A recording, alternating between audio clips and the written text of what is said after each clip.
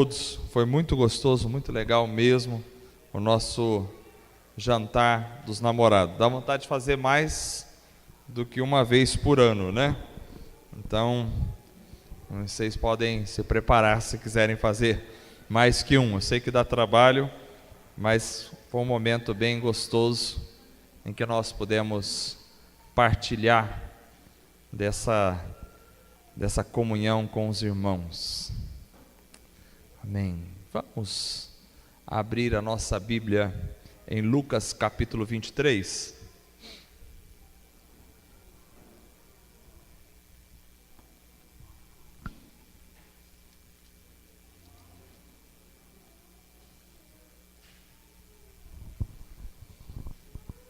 Lucas capítulo 23.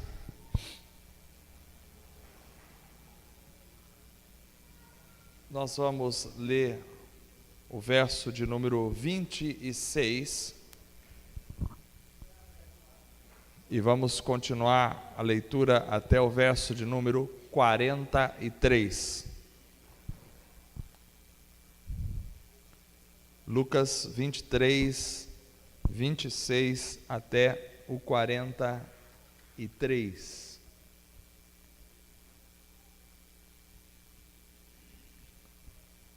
Diz assim a palavra do Senhor: Enquanto levavam, agarraram Simão de Cirene, que estava chegando do campo, e lhe colocaram a cruz às costas, fazendo-o carregá-la atrás de Jesus. Um grande número de pessoas o seguia, inclusive mulheres que lamentavam e choravam por ele. Jesus voltou-se e disse-lhes: Filhas de Jerusalém, não chorem por mim, chorem por vocês mesmas e por seus filhos, pois chegará a hora em que vocês dirão: Felizes as estéreis, os ventres que nunca geraram e os seios que nunca amamentaram. Então dirão as montanhas: Caiam sobre nós, e as colinas cubram-nos. Pois se fazem isto com a árvore verde, o que acontecerá quando ela estiver seca? 2 outros homens, ambos criminosos, também foram levados com ele para serem executados. Quando chegaram ao lugar chamado Caveira, ali o crucificaram com os criminosos, um à sua direita e outro à sua esquerda. Jesus disse: Pai, perdoa-lhes, pois não sabem o que estão fazendo. Então eles dividiram as suas roupas, as roupas dele, tirando sortes. O povo ficou observando e as autoridades o ridicularizavam. Salvou os outros, diziam: Salve-se a si mesmo, se é o Cristo de Deus, o escolhido. Os soldados, aproximando-se, também zombavam dele, oferecendo-lhe vinagre. Diziam: Se você é o rei dos judeus, salve-se a si mesmo. Havia uma inscrição acima dele que dizia: Este é o rei dos judeus. Um dos criminosos que ali estavam dependurados lançava-lhe insultos: Você não é o Cristo? Salve-se a si mesmo e a nós. Mas o outro criminoso o repreendeu, dizendo: Você não teme a Deus, nem estando sob a mesma sentença? Nós estamos sendo punidos com justiça, porque estamos recebendo o que os nossos atos merecem. Mas este homem não cometeu mal nenhum. Então ele disse: Jesus, lembra-te de mim quando entrares no teu reino. E Jesus lhe respondeu: Eu lhe garanto, hoje você estará comigo no paraíso. Amém.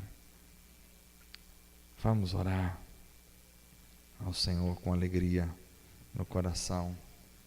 Lembremos da irmã Kelly, que perdeu o pai recentemente, família enlutada. Oremos para que o Senhor conforte e console o coração dela.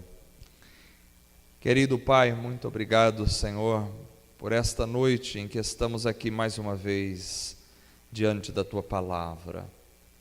E como a Tua Palavra é poderosa, é viva, é maravilhosa, como a Tua Palavra alimenta a nossa alma. Os relatos da Tua Palavra não são simplesmente relatos, são fontes de vida, são sementes para o nosso coração, a nossa vida. Obrigado a Deus por cada pessoa que veio neste lugar esta noite. Viemos para adorar, para partilhar juntos do pão, bebermos do cálice juntos. Viemos para expressar a nossa união, a nossa comunhão, o nosso amor. Ó Deus, pedimos em nome de Jesus que estendas as Tuas mãos sobre a vida da Kelly, que passou por esse momento e que está passando ainda por esse período do luto tão difícil na família. Conforta, consola o coração dela e de toda a sua família. Nós pedimos que essa palavra, ó Deus, venha acalentar a nossa alma, o nosso coração, venha transformar a nossa realidade mais íntima. Pedimos a Tua graça, a Tua bênção sobre a reflexão desta palavra, no nome santo de Cristo Jesus. Amém e amém. Amados irmãos, eu quero falar hoje sobre alguns grupos que figuram em meio à Igreja de Cristo. Grupos que figuram em meio à Igreja de Cristo. E assim eu retorno à minha série em Lucas, depois de uma pausa aí que fiz de alguns domingos, para a gente falar sobre a igreja, como a igreja se compõe, como a igreja atua. E é interessante porque essa noite nós temos aqui diante de nós, na leitura do texto, a cena da crucificação de Jesus. Essa cena é conhecida, a gente assiste ela na TV na época da Semana da Paixão, a gente tem ela na mente.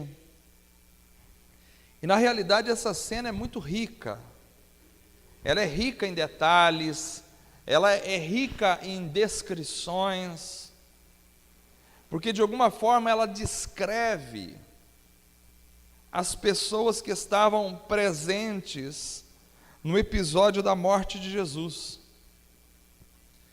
E quando a cena, ou quando o relato de Lucas descreve as pessoas que estavam presentes na morte de Jesus, ele nos dá um vislumbre, ele nos dá uma ideia da ambiência, do ambiente que figura naquela época. E aí, por comparação, por inferência, por meditação, a gente consegue compreender que essa mesma ambiência, esse mesmo ambiente que figurava na cena da crucificação de Jesus, também figura hoje, quando a morte de Jesus é anunciada, quando a morte de Jesus é proclamada, como é o caso, como faremos esta noite, quando tomarmos a Santa Ceia do Senhor. Todos estão convidados a tomar. Quando participarmos dessa Santa Ceia, a morte de Jesus é anunciada, é lembrada, é proclamada. E toda vez que isso acontece, seja pela Santa Ceia, seja nas mensagens em qualquer parte do planeta, nos mais diversos ajuntamentos, nas mais variadas reuniões, me parece que, insistentemente, este mesmo quadro daquele dia da crucificação acontece, se repete e é percebido nos ajuntamentos. E eu penso que se é algo que nós precisamos, é de um diagnóstico na realidade. Nós precisamos de um diagnóstico que traga uma consciência correta da situação, do ambiente em que estamos. E a partir daí que nos convide a uma tomada de consciência, a uma tomada de atitudes, nos convide a uma tomada de posicionamento. quando descobrimos onde estamos. Então a pergunta que se levanta essa noite é: em que posição nós estamos? Em que posição nós estamos nesta cena, neste quadro? Qual é a nossa localização? Para onde o nosso GPS apontaria? Qual é a nossa localização nesse quadro magnífico da crucificação de Jesus? Porque me parece que a cena se repete. O cenário de 2000 anos atrás é ainda o mesmo que se mostra vezes e vezes repetidamente na história. Ou seja, a imagem do Cristo crucificado e todas as implicações que circundam esse momento da crucificação de Jesus, que compõe o cenário da cruz, ele me parece que esses elementos se fazem presente 2000 anos depois. Olhando para esse texto aqui, eu percebo que existem alguns elementos que acabam transcendendo a história, que se apresentam sempre no ajuntamento, no grupo, na comunidade local, da qual se extrai a Igreja de Jesus, porque a Igreja de Jesus não é as quatro paredes, a Igreja de Jesus é a comunidade, são os grupos, é o grupo, os irmãos, isso é a Igreja de Jesus. Porque observando esse quadro da morte de Jesus, a gente pode compreender que, mediante o ato sublime, mediante o ato sagrado, mediante a revelação do plano de Deus, o cumprimento da verdade, mediante essa exposição, essa concretização da palavra divina, ali naquele quadro existiam vários personagens que acabam marcando posições ainda hoje na história. Então eu quero começar esquematizando isso, delineando isso com vocês essa noite, de forma um pouquinho exaustiva talvez, esse quadro e esses personagens, porque olhando para essa narrativa de Lucas, eu percebo que há, ou que existem, os que participam do cenário, mas simplesmente na base da obrigação. Existem ou há os que participam do cenário na base da obrigação. É o caso, por exemplo, no verso 26 aí, desse tal de Simão de Cirene, que ninguém sabe quem é um nome que aparece nas Sagradas Escrituras, está ali, a gente sabe quase nada dele, ou seja, a gente sabe nada dele, só sabe esse relato aí, que é um camarada que está voltando do campo, que está voltando do trabalho, no momento em que eles estão caminhando com Jesus para ser crucificado. E aí o texto de Lucas diz que eles agarram esse Simão de Cirene, parece uma violência até no texto, eles agarram ele, pegam ele à força, os soldados, e colocam a cruz de Jesus nas costas dele, e fazem esse Simão carregar a cruz atrás de Jesus, até o momento da crucificação.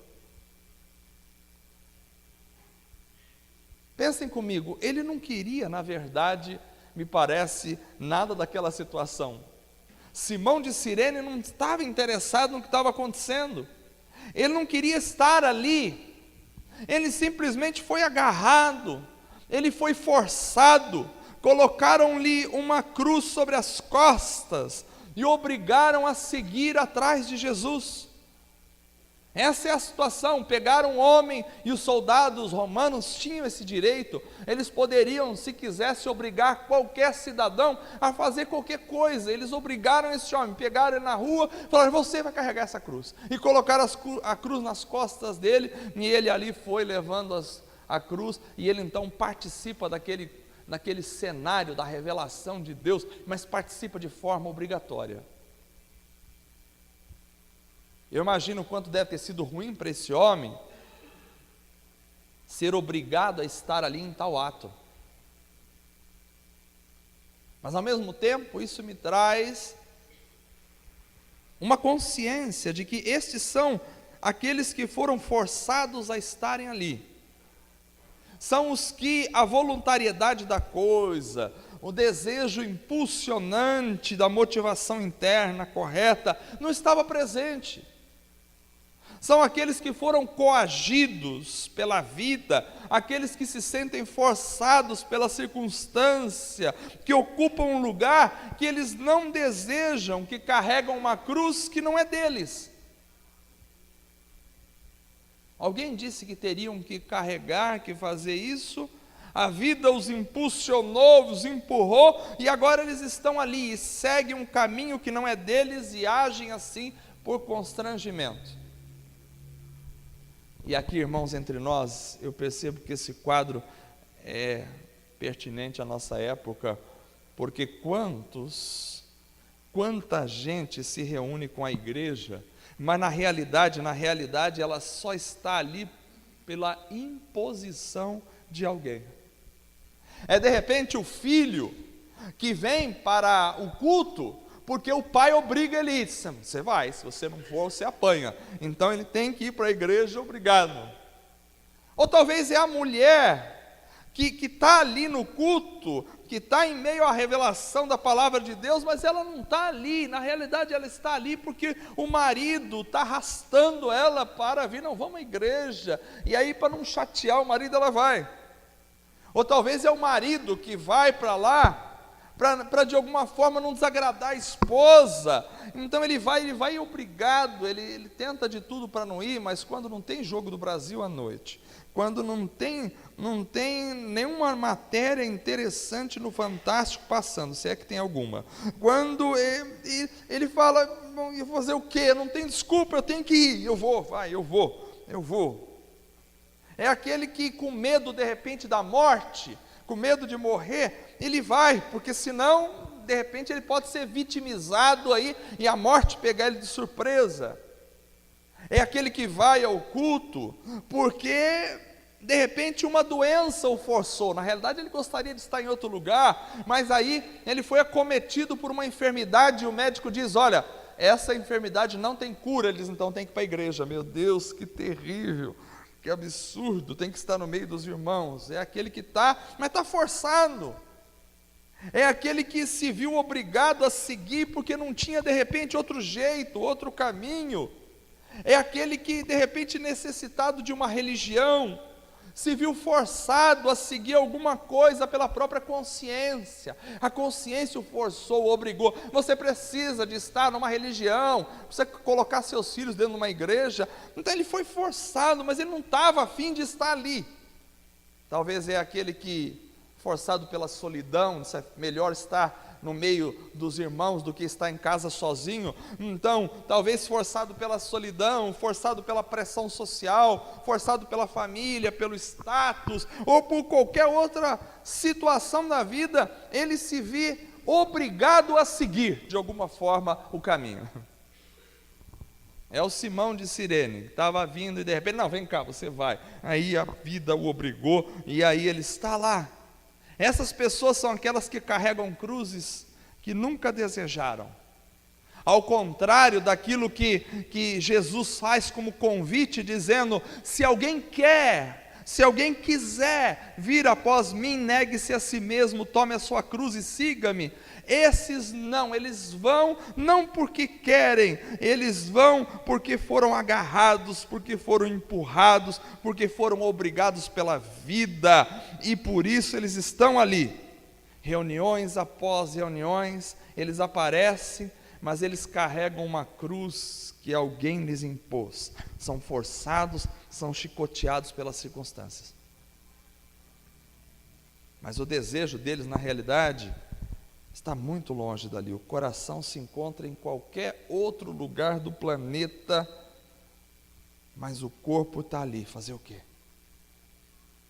Esses correm a jornada, são conhecidos da comunidade por nome, por sobrenome, mas talvez eles nunca chegam a ser crucificados com Cristo como Paulo. Talvez eles nunca entram no paraíso, porque a sua presença se resume a uma mera obrigação da vida. Esse é o primeiro grupo. O grupo de pessoas que vão porque são obrigados a irem, de alguma forma. Mas a cena de Jesus e da crucificação de Jesus revela mais. Revela um segundo grupo. Há os que participam do cenário, mas participam com interações emocionais, sem a consciência correta. Há os que participam do cenário com interações emocionais, sem a consciência correta. São, por exemplo, as mulheres do verso 27, que vão seguir Jesus, lamentando e chorando por Jesus, e de repente Jesus volta-se para elas e diz: olha, filhas de Jerusalém, não chorem por mim, chorem por vocês mesmas e por seus filhos, porque chegará a hora em que vocês dirão: felizes as estéreis, os ventres que nunca geraram, os seios que nunca amamentaram. Então vocês vão dizer: as montanhas caiam sobre nós e as colinas cubram-nos. Irmãos, eu penso que no quadro, no cenário de Jesus, quem olhasse para aquele momento, com certeza aprovaria a figura daquelas mulheres. Vejam que a cena é extremamente fúnebre. Jesus caminha e caminha para a morte. O ambiente pesado, a dor estava no ar, sangue escorria pelo caminho, exalava o cheiro por onde passava.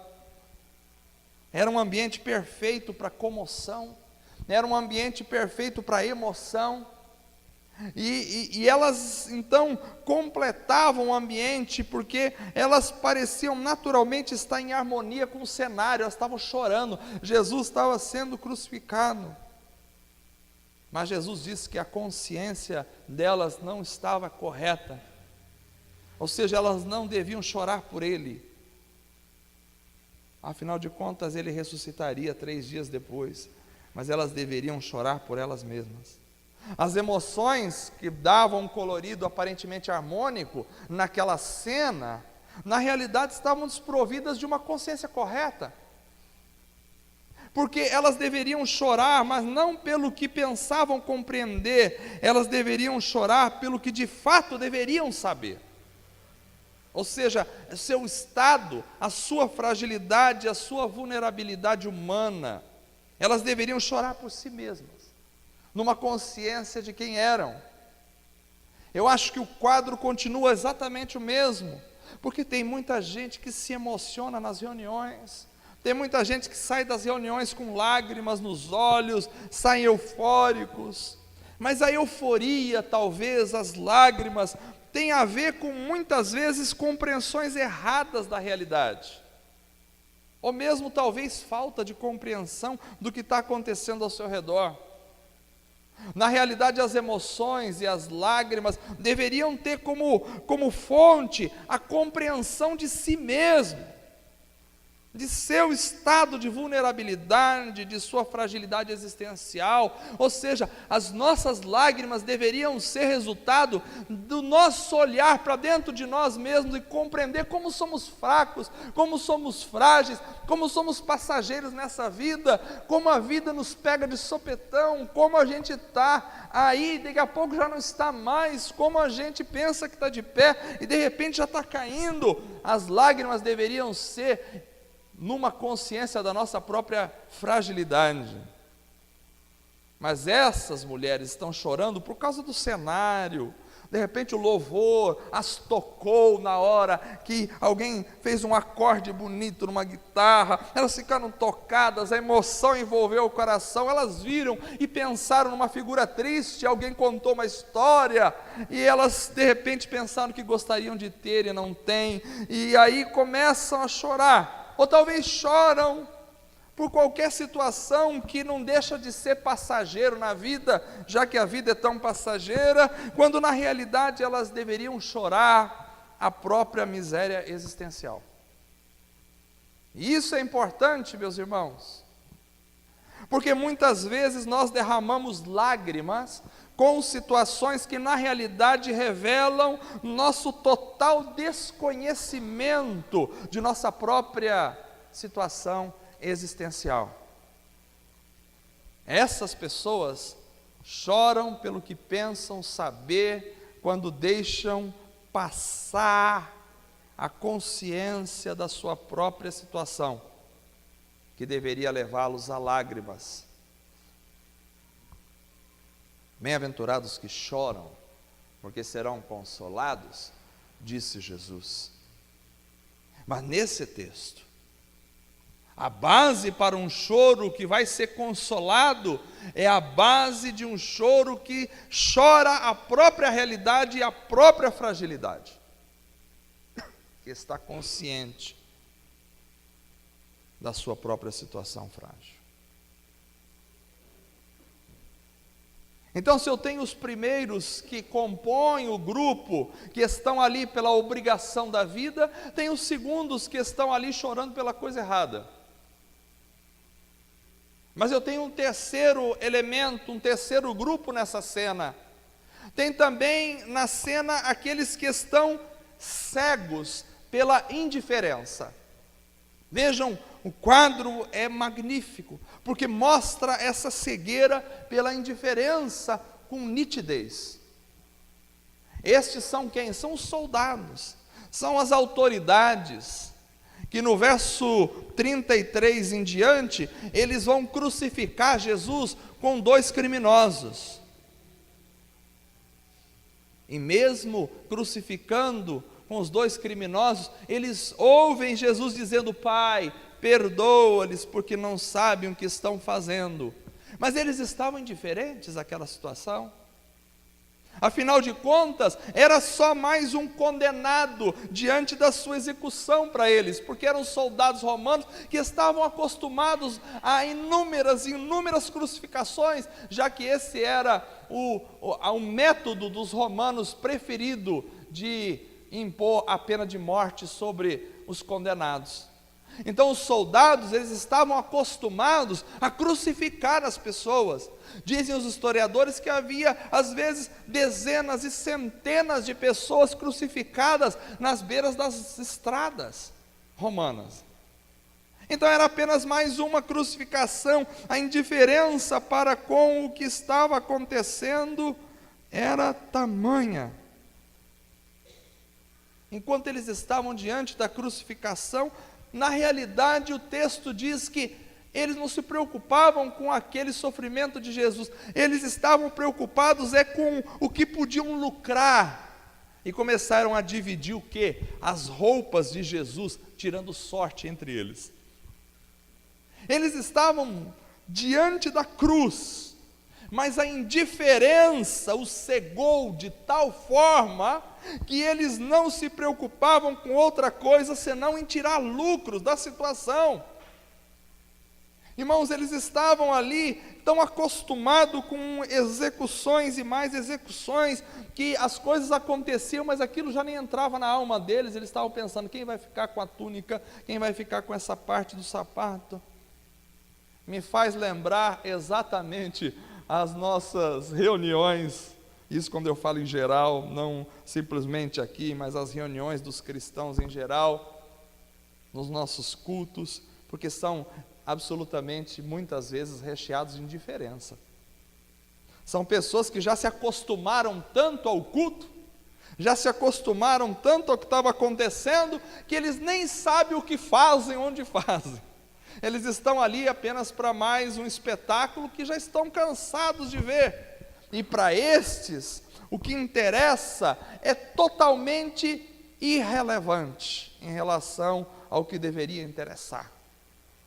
São pessoas que estão no culto, mas elas estão interessadas nas roupas. Não dividem as roupas, mas dividem no olhar. Elas estão interessadas nos sapatos, nas joias, na aparência, como é que está o cabelo, como é que foi, deixou de fazer. Elas olham para as situações se apegando no supérfluo, no periférico, no irrelevante, enquanto Cristo está sendo crucificado, enquanto Deus está morrendo para salvar a humanidade. Eles estão preocupados com as roupas, em tirar sorte, quem vai ficar com o quê? Enquanto a revelação acontece, as pessoas às vezes estão nas mais infinitas distrações da vida, preocupados com o que não deveria estar preocupados na realidade. E para esses que diante da exposição, da revelação, estão preocupados com as futilidades, obviamente só lhes resta uma reação de ridicularização da revelação. Esses, sem noção nenhuma, oferecem efeitos paliativos à situação. Eles contribuem com o quê? Com vinagre, que não pode mudar significativamente nada na história. Porque eles olham para a cruz e zombam do que é sério, com as atitudes da indiferença. Eles buscam provas de autenticidade da coisa, quando eles estão completamente cegos. Se tu és o Filho de Deus, então se tu és o Rei, vai fazer isso, faz aquilo. Eles estão à busca de sinais, que na realidade mostram a sua total falta de compreensão e a sua total cegueira espiritual. E aí eu penso quantas pessoas na reunião da igreja, que estão cegos pela indiferença, que se preocupam com o supérfluo. O que nós vamos comer depois do culto, será? O que nós vamos comer? Pizza, lanche, cachorro-quente, x-tudo? Não, comi ontem x-tudo, não foi muito legal, passei mal, e agora não, talvez em casa, quando chegar, a gente vai fazer um chazinho com bolá. Estão preocupados com aquilo que não deveria estar preocupado no momento que não é aquele momento. Se preocupam com o supérfluo, sua visão está nos elementos externos e fúteis. Se preocupam com roupas, com carros, com joias, enquanto a revelação maior acontece na exposição da palavra. A cegueira espiritual a que eles estão submetidos lhes confere um coração que despreza o sagrado, enquanto sugere opções que na realidade contrariam o propósito de Deus. São os indiferentes. Se o primeiro grupo é o grupo daqueles que estão obrigados, o segundo grupo é o grupo daqueles que choram pelo que não deveriam chorar, o terceiro grupo é o grupo dos indiferentes. Está ali no quadro da crucificação de Jesus e está em todos os lugares quando se apresenta a cruz novamente. Está ali. Mas também nessa cena tem um quarto grupo. Aos que só estão interessados em se livrarem das circunstâncias. Este é o quarto grupo. Eles estão ali, mas eles estão simplesmente interessados em se livrarem das circunstâncias. É o caso, por exemplo, daquele criminoso do verso 39, que é crucificado ao lado de Jesus, e que o texto diz, ele lançava insultos a Jesus, dizendo, você não é o Cristo, salva-te a ti mesmo e a nós também.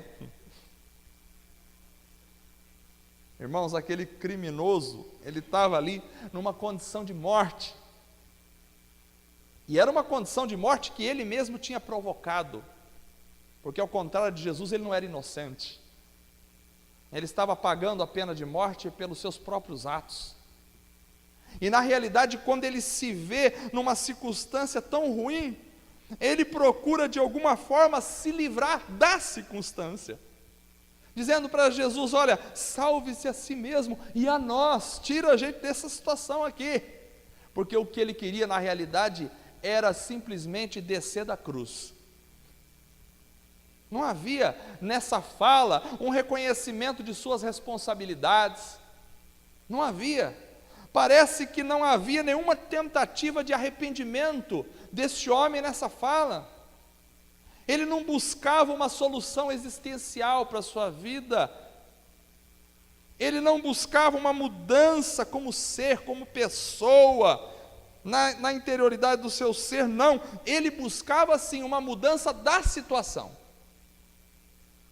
Tira a gente dessa condição de crucificado, faz a gente descer da cruz. A coisa está feia, me tira dessa. Vocês acham, irmãos, que o quadro mudou de alguma forma? Quanta gente vem na reunião da igreja, não com uma proposta de entrega a Jesus, de mudança essencial, de mudança existencial, mas com uma proposta de mudança circunstancial apenas. eu cometi algumas coisas erradas, que me levaram a estar nessa situação que eu estou agora, e aí a ideia é, como é que eu me livro dessas consequências, Jesus? Me livra dessas consequências, como é que eu saio dessa enrascada em que eu me meti de alguma forma, como é que eu me isento de sofrer essa situação? Não quero.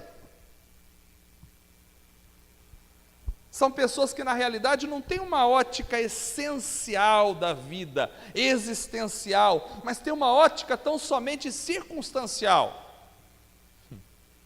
O que eles querem na realidade não é Deus, é a bênção de Deus. É diferente. A minha pergunta essa noite é: o que você quer? Deus ou a bênção de Deus? Ou as bênçãos de Deus? O que é que você quer? Essas pessoas desse grupo fazem parte daqueles que querem se livrar dos problemas. Para isso que eles vão até Jesus, é para se livrar dos problemas. É, por exemplo, o caso do marido, que de repente tem uma amante, mas ele na realidade vem para a igreja, vem até Cristo, vem até Deus, porque ele quer que Deus o ajude a não deixar que a esposa descubra que ele tem essa amante. Me ajuda, me livra aí, se ela descobrir, estou enrascado. É aquele, por exemplo, que faz a coisa errada no serviço, mas ele quer continuar empregado. Então, apesar de fazer a coisa errada, ele faz a campanha das 7 semanas, dizendo: Deus, me livra, não deixa que o meu patrão descubra a minha falcatrua. É aquele que maltrata de repente os filhos a vida toda, e depois vem perguntar para Deus: por que é que meus filhos estão desviados, não estão no caminho do Senhor? É a mulher que de repente maltrata o marido todos os dias, mas depois vem no grupo de oração orar e dizer: Senhor, não deixa que ele saia de casa. É o que sofre de repente alguma coisa, mas o que ele quer é tão somente se livrar do sofrimento, não quer a mudança existencial, ele quer a mudança circunstancial. E o que mais tem hoje em dia no povo evangélico é tentativa de mudança circunstancial. Olha, eu fiz isso e agora está dando naquilo errado. Senhor, me ajuda a me livrar dessa situação, para depois eu descer da cruz e cometer outro assalto lá na frente. Esse é outro grupo.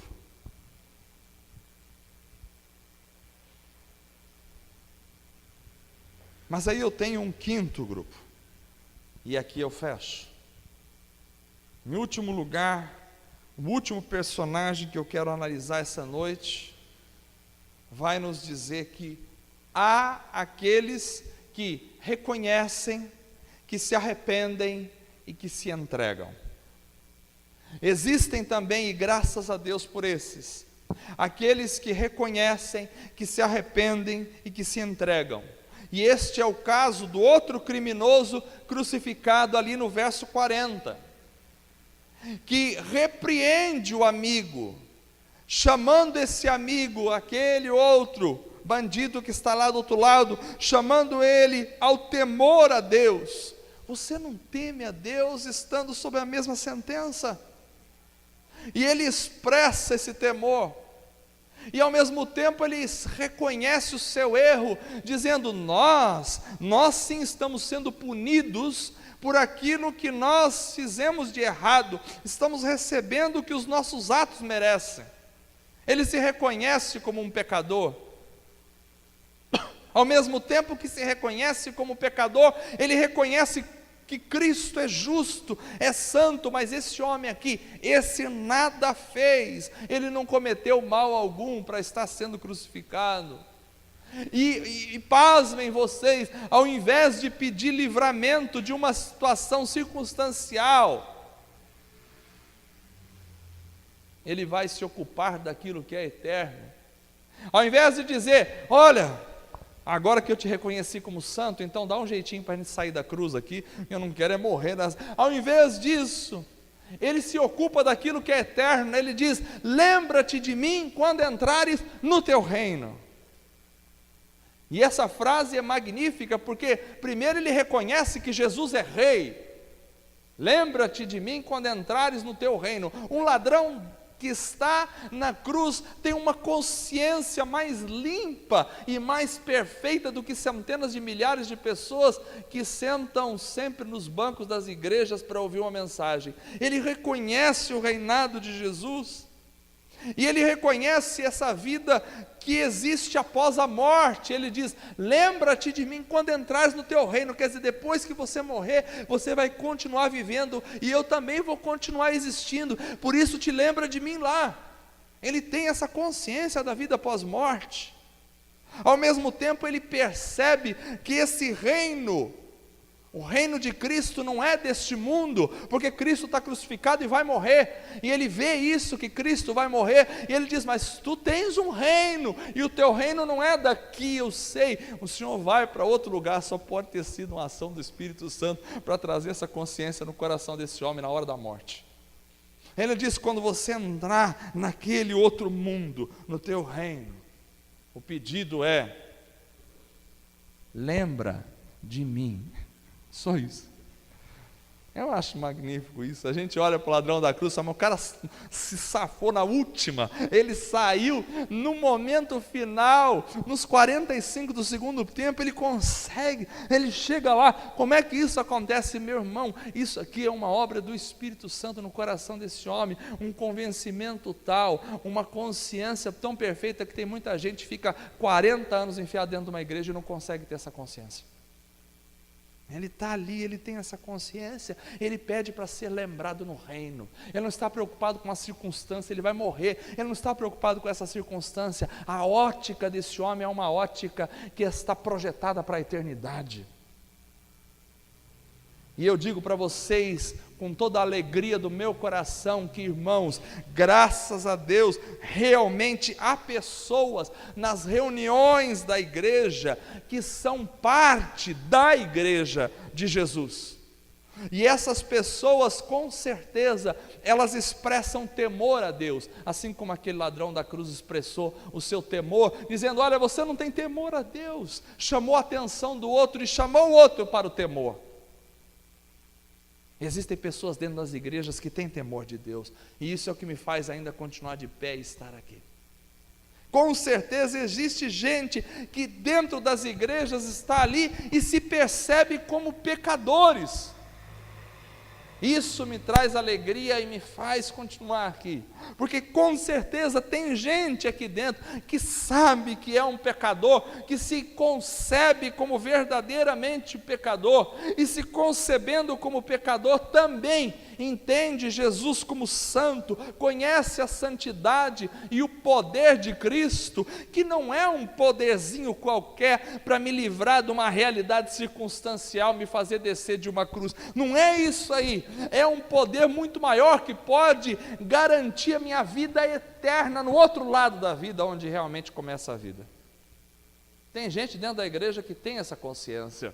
Isso me deixa feliz, isso me faz com que eu tenha prazer em continuar pregando para essa comunidade, porque eu sei que tem gente aqui que está interessada no reino de Deus, que não vê prioritariamente com as orações buscar mudanças tão somente circunstanciais, passageiras, mas sim entrar, palmilhar no lugar eterno. Tem gente aqui que tem essa consciência. Eu sei que esses são aqueles que reconhecem Jesus como rei, e reconhecendo a Jesus como rei, se entregam a esse rei, porque Jesus é rei, e é rei acima de todos os reis, é o rei dos reis, é o Senhor dos senhores, e o seu reino não é deste mundo, o seu reino é da glória. Tem gente que consegue entender isso. Tem gente que percebe essa transcendência do reino, que sai daqui, que atinge uma outra esfera da vida, além da nossa vida terrena. Tem gente, são essas pessoas, e justamente essas pessoas em que o interesse maior delas não é pela bênção de Jesus, não é pelo poder que Jesus teria para tirá-las da cruz, para fazer alguma cura, ou para fazer qualquer outra coisa, não. O interesse maior dessas pessoas é simplesmente por estar com Jesus. Irmãos, eu clamo, eu oro, eu penso, eu prego e eu tenho esse ideal na minha cabeça de uma igreja que tenha por prioridade máxima, por objetivo maior, não conseguir alguma bênção que Deus nos dá a todo momento, mas sim o fato e o privilégio de estar com Jesus. Mais e muito mais importante do que receber alguma coisa de Jesus é você estar com Jesus. Jesus ser seu amigo, seu companheiro, você estar lado a lado com Cristo, você sentir o cheiro de Cristo e passar esse cheiro a outros. Esse é o projeto maior da vida de um cristão.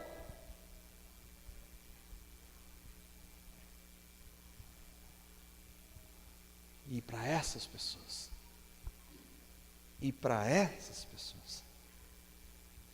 e no quadro da cruz, somente uma pessoa recebeu, uma única pessoa, naquele quadro todo e todos esses personagens, uma única pessoa recebe a garantia: hoje estarás comigo no paraíso. Hoje.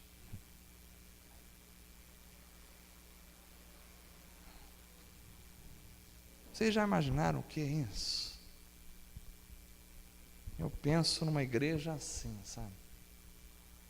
É por isso que, apesar de eu ser criticado e mais criticado, formas explícitas e veladas, desde as redes sociais até nas conversas mais íntimas, desde pessoas de fora até de dentro, eu não estou nem um pouco preocupado com isso.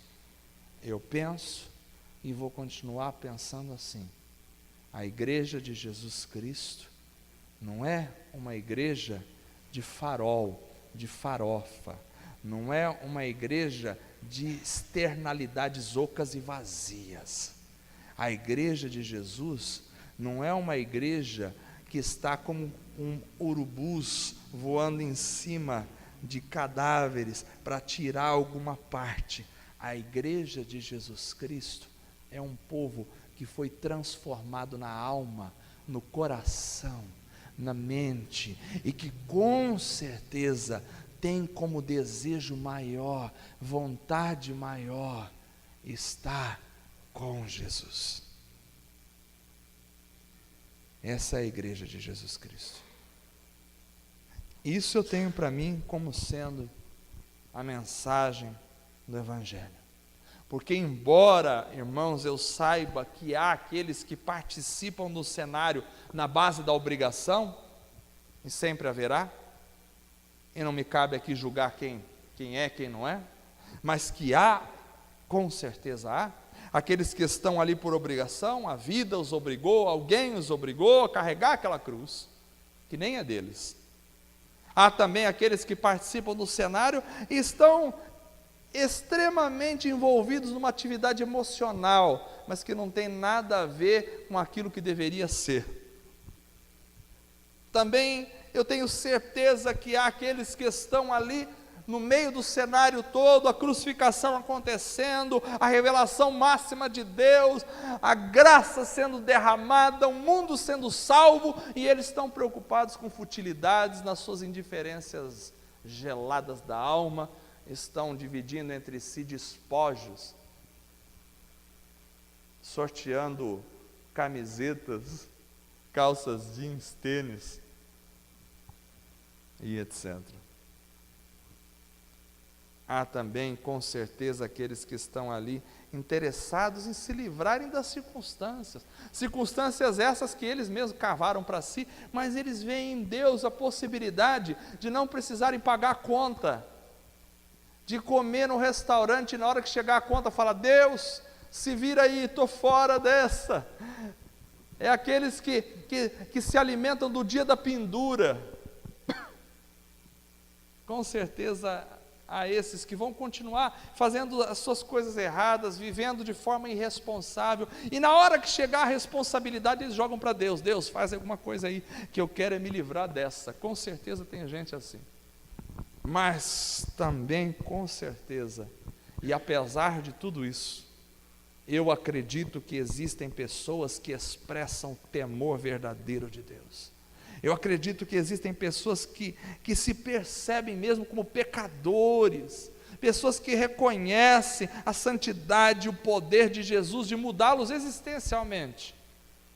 Eu entendo, eu acredito, e eu vou continuar pregando, porque existem com certeza pessoas que estão interessadas no reino de Deus, que preferem estar com Jesus, ao invés de receber de Jesus, esperam estar com Jesus, e que por isso chegarão ao paraíso.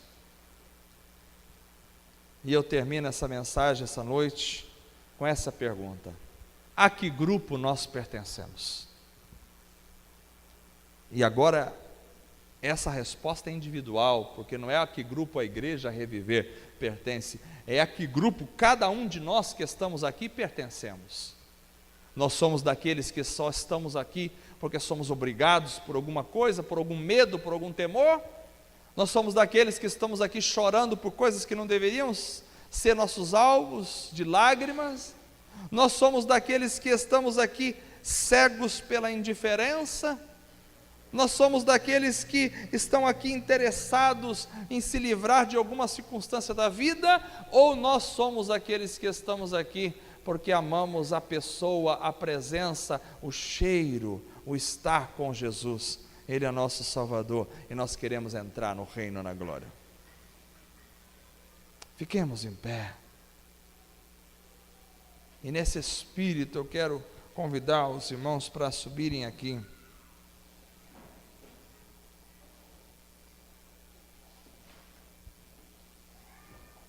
Porque na realidade, irmãos, tudo passa, mas aquele que tem Jesus permanece para sempre. Todas as coisas são passageiras, mas estar com Jesus é ter a vida eterna. E Jesus veio ao mundo para que tenham vida, e vida em abundância. Jesus veio para que tenham vida, e vida em abundância. Vamos orar, fecha os teus olhos, e deixe que o Espírito Santo de Deus continue falando ao seu coração. Querido Pai, obrigado, Senhor, por tudo que o Senhor tem nos dado aqui esta noite. Que nesta palavra dessa noite, possamos nos encaixar, não naqueles grupos que foram mencionados anteriormente, dos que estão por obrigação, dos que estão com emoções erradas, dos que estão de alguma forma ali, ó Deus, na indiferença da vida, ou daqueles que estão buscando livramento de circunstâncias, mas que possamos fazer parte daqueles que vão ouvir: hoje estarás comigo no paraíso. Faz isso, ó Deus, ao nosso coração, à nossa alma, à nossa vida. Que o poder do Teu Espírito Santo seja derramado sobre essa igreja, que cada um de nós que estamos aqui possamos, ó Deus, entender que somos pecadores, e que como pecadores a nossa doença existencial não tem outra solução a não ser estar com Jesus. Que o Senhor Jesus tem o poder para transformar a nossa realidade existencial, para mudar o nosso pensamento, a nossa vida, o nosso coração, a nossa alma, fazer de nós uma nova criatura, que respire outros ares, que vislumbre outros reinos, que esteja interessado em estar contigo, vivendo para o Senhor e pelo Senhor. Muito obrigado por tudo. Trabalhe no coração de cada pessoa, Deus, que cada um tenha esse desejo de se entregar a Ti, de viver para o Senhor e com o Senhor. Que cada um possa ouvir de Ti hoje estarás comigo no paraíso. Faz-nos adentrar a este paraíso.